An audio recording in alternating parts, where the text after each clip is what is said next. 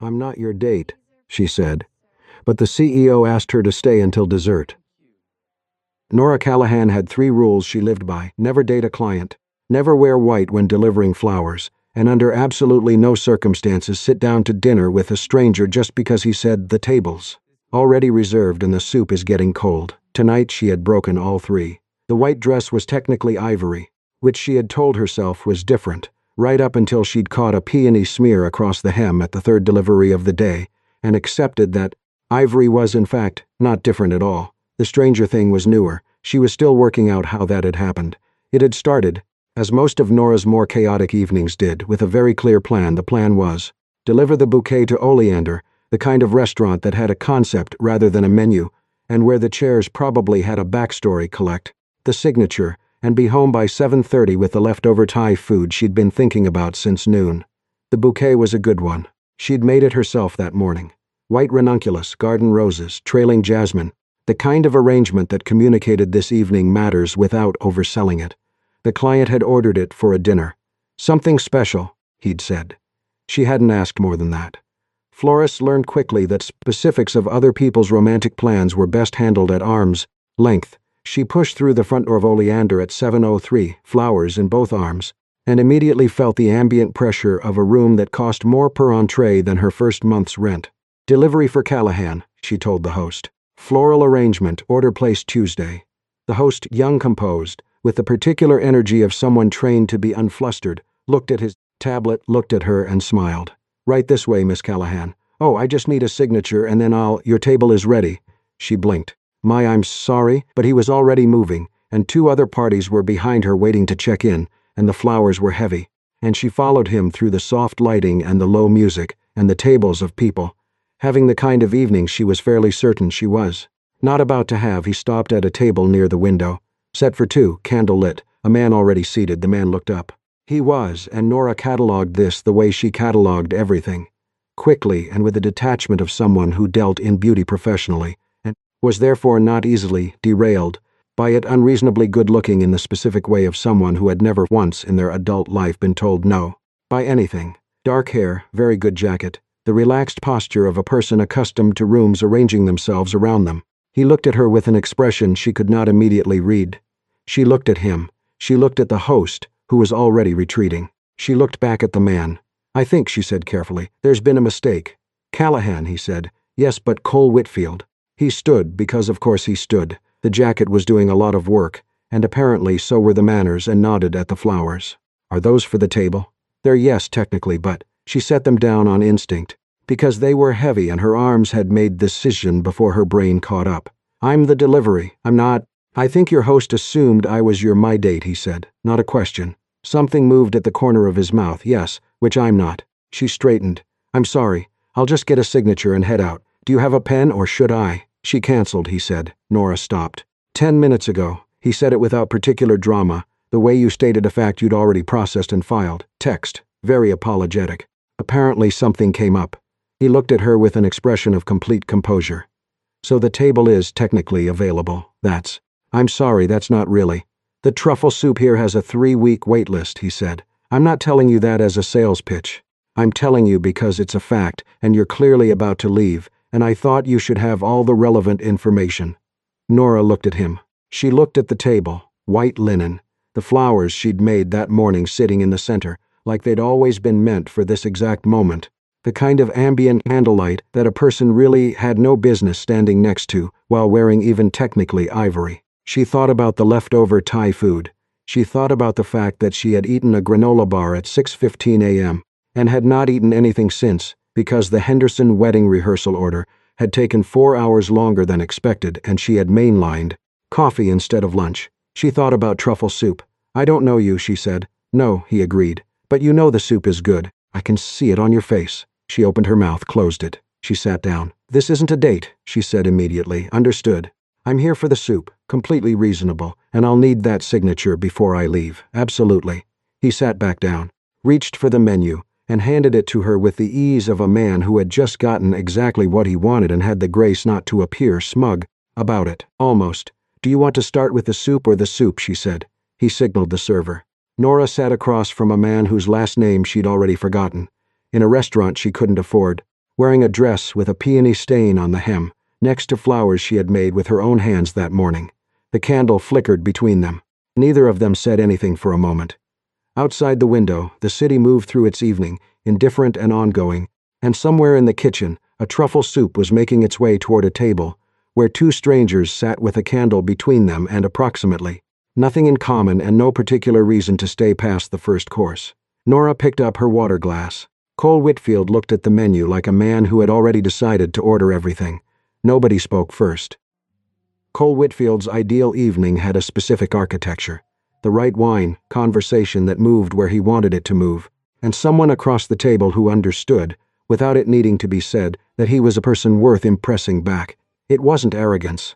Exactly, it was just the natural equilibrium of a life that had operated at a certain altitude for long enough that the altitude felt like ground level. Nora Callahan did not know who he was, and that, for reasons he couldn't immediately explain and wasn't sure he wanted to examine, was the most interesting thing that had happened to him in recent memory. The soup arrived. It was, objectively, excellent, the kind of thing that justified both the waitlist and the price point without apology. Nora took one spoonful, closed her eyes for approximately 1 second, and said, "Okay, fine," in the tone of someone conceding a point they'd been arguing against for years. Cole felt unreasonably pleased about this. "So," he said, "because someone had to, what do you actually do?" "Besides deliver flowers to strangers' dinners. I own the shop," she said. "Callahan & Co. Floral, East Side on the corner of 5th and Briar." She said it the way people said things they were proud of without being performative about it. Just a fact, but a fact she liked. 7 years. Started in my apartment with a folding table and a wholesale account I absolutely could not afford. And now? Now I have an actual shop. With a door and everything. She picked up her spoon again. "What do you do?" "CEO," he said. Waited for the response he usually got, the small recalibration, the slight shift in posture. The way people rearranged themselves when they understood what that meant. "Of what?" she asked, not recalibrating at all. "Whitfield Group." She looked at him with a pleasant neutral expression. "I don't think I know that one." He blinked. "Real estate development, hospitality, a media division." She nodded in the way people nodded when they were being polite about not knowing something and also didn't feel particularly bad about it. "Is it interesting?" Cole opened his mouth, closed it. "Is it? Yes, it's," he paused. "Most people don't ask that." "What do they ask?" "They don't, usually. They already know the answer they've decided on." Nora considered this while eating her soup. "That sounds exhausting," she said, and meant it as a straightforward observation, which somehow made it land harder than if she'd been trying to make a point. He found himself talking less and listening more, which was not a pattern he recognized from his recent history.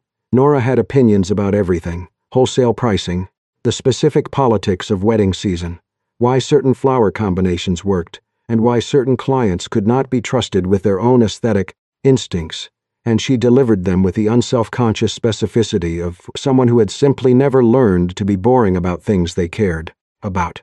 "You have strong feelings about flowers," he said. "I have accurate feelings about flowers," she corrected. "There's a difference." "All right." He leaned back. "What about red roses?" She looked at him. "Classic," he said. "Timeless. The definitive romantic gesture. Agree or disagree?" "Lazy," she said without hesitation. "Excuse me? Red roses are what you order when you want to say I thought about this for 30 seconds, and then chose the first thing that came up." She set her spoon down to free up both hands for this, which told him she was genuinely invested. "They don't say I love you. They say I Googled romantic flowers. They're a classic for a reason. So is plain white toast. And nobody's calling that a romantic gesture. That's a completely different. Flowers have a language," she said. "They always have. Red roses say the same thing in the same way every single time. There's no thought in it, no specificity." She picked her spoon back up. "If someone actually knows you, they don't send red roses." Cole looked at her across the candlelight. "What do they send?" "Depends on the person." She said it simply. "That's the whole point." He was quiet for a moment. The restaurant moved around them. Soft music, other conversations. The polite choreography of a room where people came to mark occasions. And he was aware, with some surprise, that he had lost track of the time, which did not generally happen to him. "The bouquet you delivered tonight," he said. "What was in it?" "White ranunculus, garden roses, trailing jasmine." A small pause. "It was for a proposal. Client wanted something that felt like a real choice, not a default." Cole went still. Something about that, a proposal, tonight, snagged on something at the edge of his memory. He picked up his phone. "What?" Nora said, watching him. "Hold on." He opened his messages. Found the thread with James, his oldest friend and the person who had texted him at 6:52 that evening. With "So sorry man, something came up tonight, rain check." He typed, "Are you proposing to someone tonight?" The reply came in 11 seconds. "Yes, and it's going perfectly. How did you know? Also, why are you at my table?" Cole stared at the screen. He typed back, "Your table, James. I made the reservation under my name, Callahan. My mom's maiden name. I always use it for personal stuff." "Did the host seriously seat you at my—" A pause. Then, "Cole, I swear to God, if you are sitting at my proposal dinner table right now." Cole looked up, slowly. Nora was watching him with the expression of someone who had just started to understand the shape of something. "What?" she said. "The person who was supposed to be my date tonight," he said carefully, "canceled because he had a proposal to get to." He set the phone down. "His name is James Callahan. He made the reservation under Callahan, a beat. This is his table." The silence that followed had a very particular quality. Nora looked at the flowers in the center of the table, the ones she had made, the ones she had delivered to this table for this evening. "So," she said slowly, "neither of us is supposed to be here." "No," Cole said. She looked at him. He looked at her.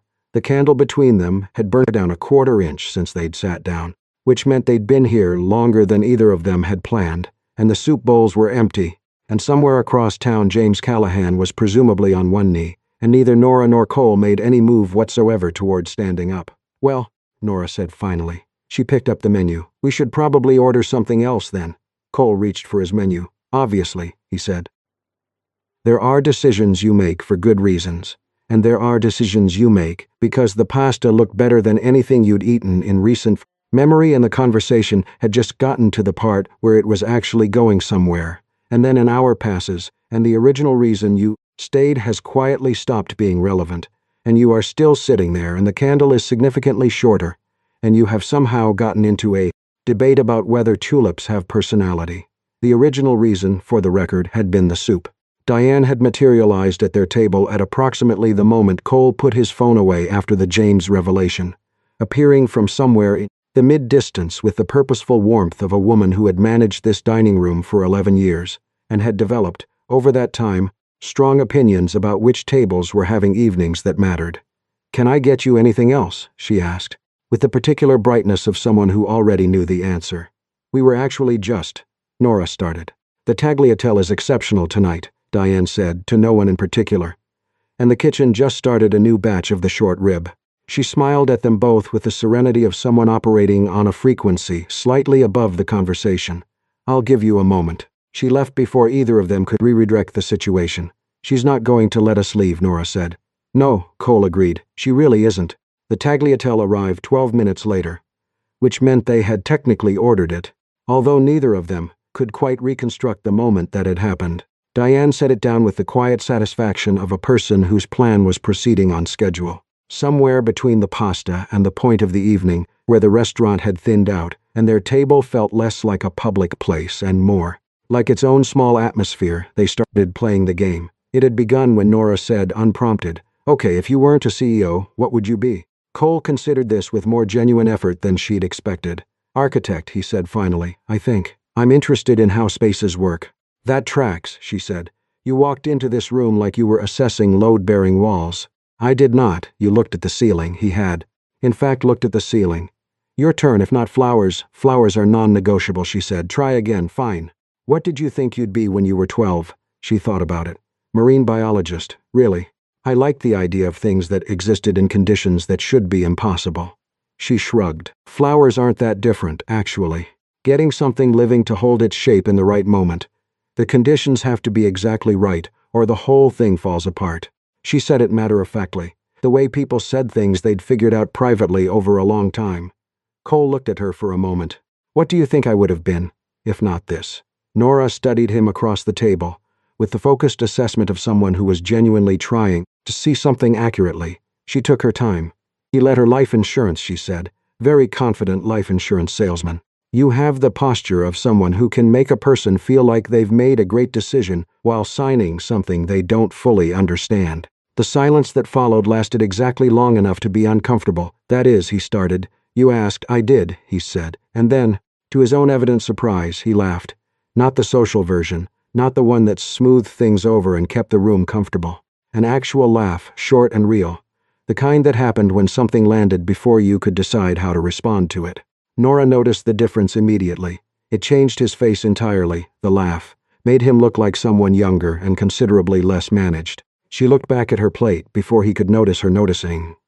She told him about the shop the way she always did when someone actually asked, which was to say, without editing herself for the audience. The slow early years, the client who cried over peonies at her own wedding, in a way that made Nora understand for the first time what her work was actually for. The Tuesday morning wholesale runs at 5 a.m. The particular satisfaction of a difficult arrangement coming together in the last 10 minutes before. A deadline. Cole listened. Not in the way people listened at dinner when they were constructing their next sentence. Actually listened. The way you listened to something you hadn't heard before and weren't sure you'd hear again. You really love it, he said. It wasn't a compliment. Just an observation, said with something that might have been recognition. I really do, she said simply. He was quiet for a moment. He turned his wine glass once. Twice. I can't remember the last time I did something that wasn't strategic, he said. It came out quieter than he'd meant it to, she could tell. The kind of admission that arrived before the filter caught it. He looked at the glass. Like, the last time I did something only because I wanted to, not because it served something else. Nora looked at him. She gave it a beat, the way the moment deserved. That is the saddest thing I've heard all evening, she said. And I just listened to you argue for 4 minutes that tulips lack personality. Tulips are cheerful, reliable, and underestimated, she said firmly. Like a lot of good things, she held his gaze. You were wrong about the tulips. And you're describing a life that sounds very efficient and not particularly lived in. Cole said nothing. He didn't argue, which she suspected was more significant than anything he might have said. The restaurant was quiet around them now. A few tables remaining, candlelight lower, the specific hush of a place winding toward the end of its evening. Their table felt, in a way Nora couldn't quite account for, like the last lit room in a long building. Diane appeared at the periphery with the dessert menus, right on cue, wearing the expression of a woman who had orchestrated this exact moment and was experiencing appropriate professional satisfaction. She set the menus down between them. Nora looked at hers. She thought about the time. She thought about the drive home, the studio, the orders waiting for tomorrow. She picked up her bag from the back of the chair. I should probably stay for dessert, Cole said. Not a question. Not quite an order. Something in the space between those two things. A request that knew what it was asking and had decided to ask. Anyway, Nora looked at him across the guttered candle and the remains of an evening that had started as a delivery and had become, without anyone's formal permission, something else entirely. She set her bag back down. Diane removed the dessert menus from the table and returned 2 minutes later with whatever she'd decided they were having, because at this point she was running the evening and everyone present understood that. Nora didn't look at what it was. She was looking at the man across the table, who was looking back at her, and neither of them was pretending, anymore, that the soup was the reason they'd stayed.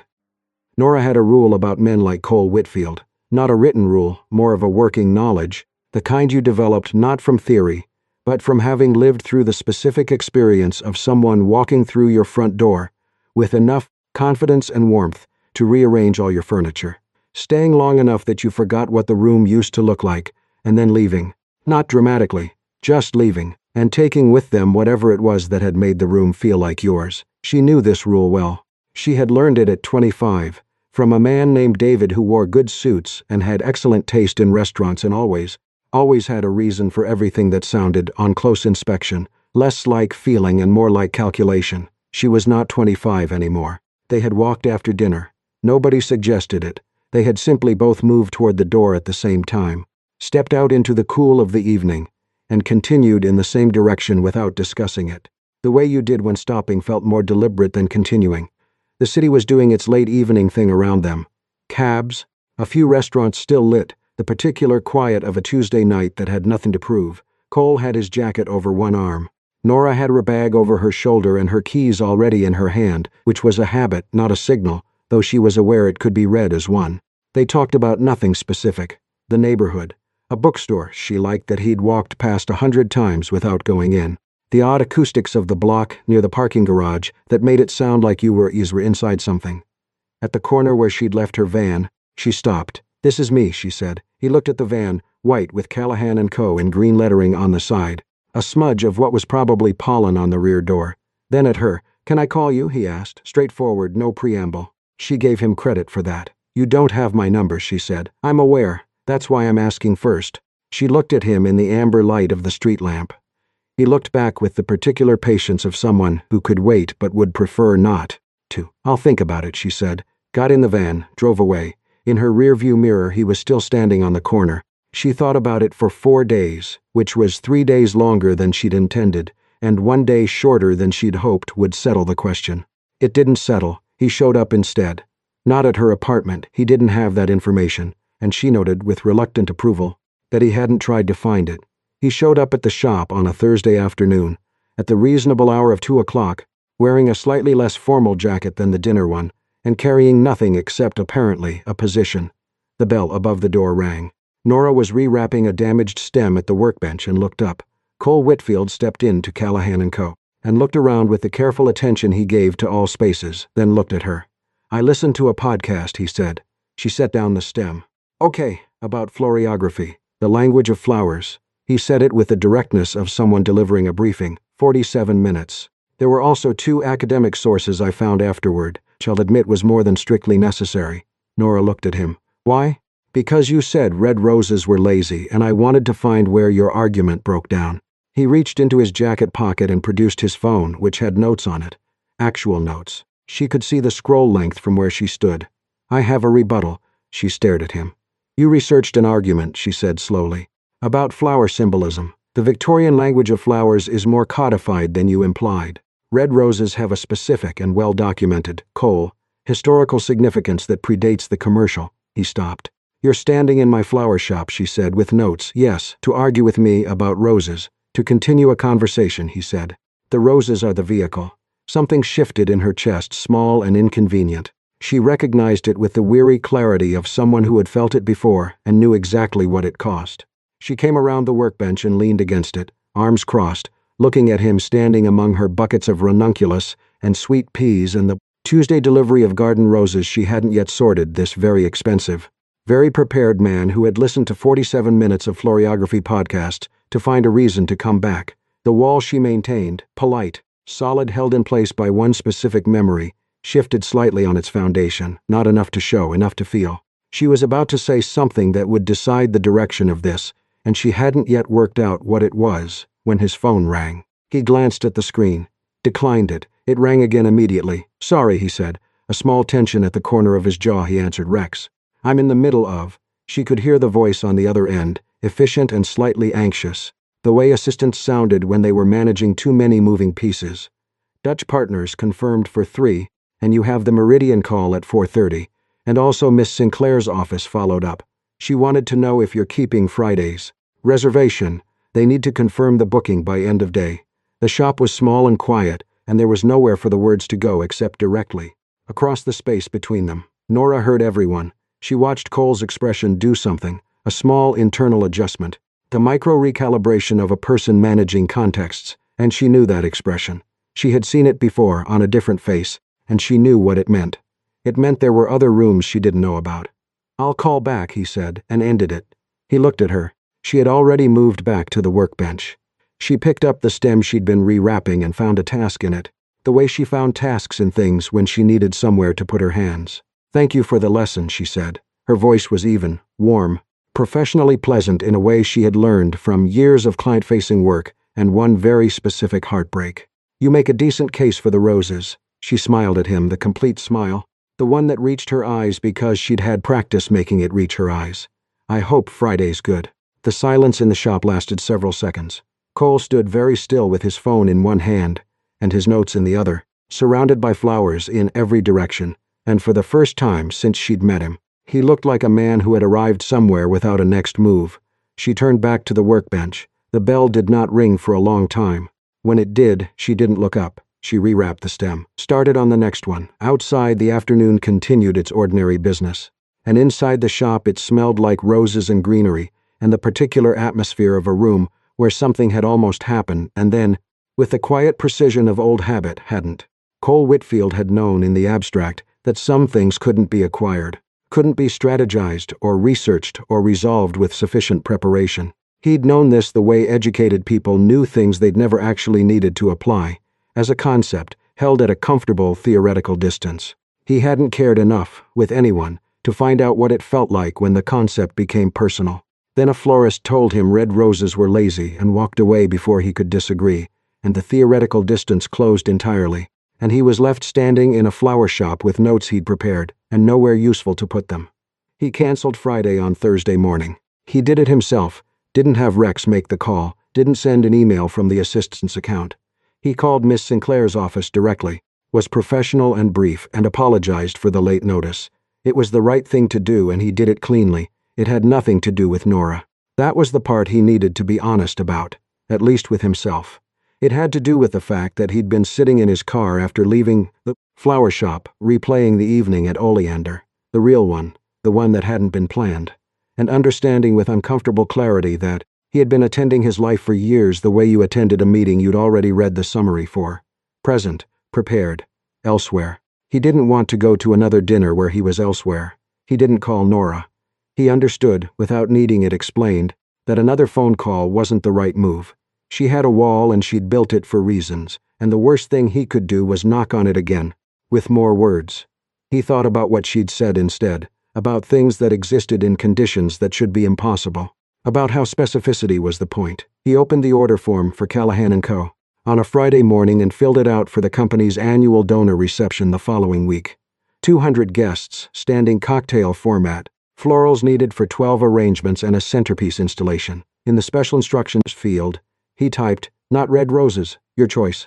I trust you." He submitted it, closed the laptop, went back to work. Nora read the note 3 times. She sat with the order form on the workbench for longer than the task required, long enough that her assistant Maya leaned over, read it, and said, "Huh," in the specific tone of someone drawing conclusions she hadn't been asked to share. "Your choice. I trust you." 6 words in a floral order form, unremarkable on their face. She had received variations of this instruction before, clients who didn't know what they wanted and said so. It was common. It didn't usually feel like this. She chose orange ranunculus, garden roses in cream and blush, trailing amaranthus, deep burgundy, arrangements that had warmth without sentimentality, color without noise, things that looked like they meant something specific because they did.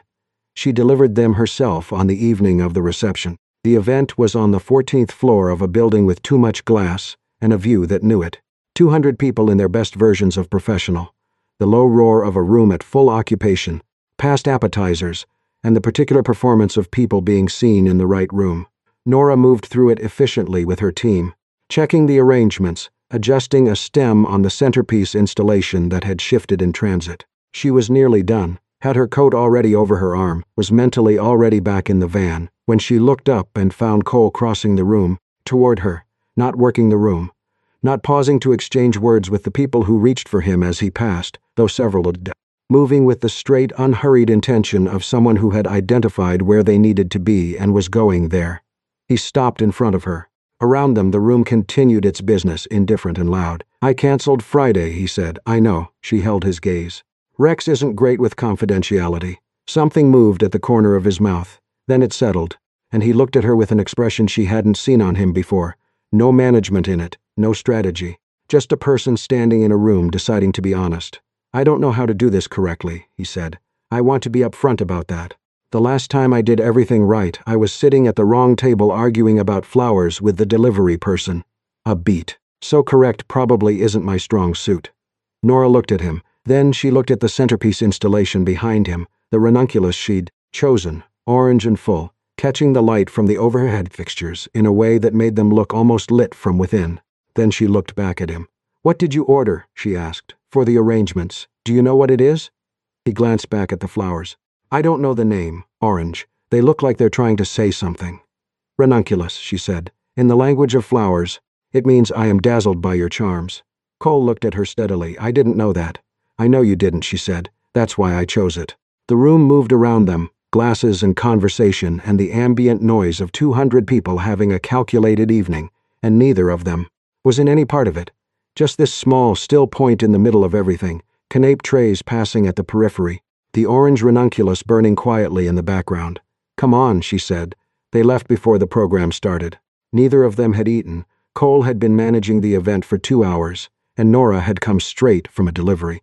And they walked until they found a place still open, small and lit warmly from the inside, the kind of establishment that had desserts listed on a chalkboard above the counter and chairs that didn't match. Nora pushed the door open and stopped. Behind the counter, arranging something with the focused attention of a person whose work was never truly done, was Diane. She looked up. She took them in, both of them, together, at this hour, walking into her dessert cafe, and her expression arranged itself into the precise configuration of a woman who had known something was going to happen and had been waiting for it to. "I knew it," she said simply. "Of course you did," Cole said. Diane waved them toward a table by the window. Small, 2 chairs, a candle that she lit with a match from her apron pocket as if she'd been saving. She brought them 2 things from the chalkboard without asking what they wanted, set them down, and retreated with the dignity of someone whose work was complete. Nora looked at the table, the dessert untouched, the candle. She looked at Cole across the small, warm space. "Are you sure you have the right table this time?" she asked. Cole looked back at her, unhurried, certain, in the way of someone who had taken a very long route to a simple place and recognized it when he arrived. "This time," he said, "yes." The candle held its light between them. Outside, the city moved through its evening, same as always. Inside, 2 people picked up their forks at the same moment, and nobody was anywhere else but there. And that's the thing about the moments that actually change you. They almost never look like what you planned. They look like a wrong table, a canceled date, a bouquet meant for someone else, a stranger who doesn't know your name, and because of that, sees you more clearly than anyone who does. Cole spent years being exactly where he was supposed to be. The right room, the right reservation, the right version of himself. And the night everything actually started, he was sitting at the wrong table, eating someone else's soup, arguing about flowers with a woman who had absolutely no reason to stay. Nora had a wall, built carefully, for good reasons, from real pain. But walls don't know the difference between the person who hurt you and the person who listened to 47 minutes of flower podcasts just to find a reason to come back. Sometimes the bravest thing isn't a grand gesture. It's ordering flowers and writing, "Your choice, I trust you." It's saying, "I don't know how to do this correctly," and showing up anyway. It's staying for dessert when every sensible part of you is already reaching for your coat. Because here's what I keep coming back to. The right people don't always arrive on time. They arrive on the wrong night, at the wrong table, carrying flowers they made for someone else's love story. And somehow, that's exactly right. If this story stayed with you, if you've ever been Nora with her wall, or Cole with his notes and nowhere to put them, hit subscribe. Leave a comment below. Tell me, are you more of a Nora or a Cole? I'll read every single one. See you in the next story.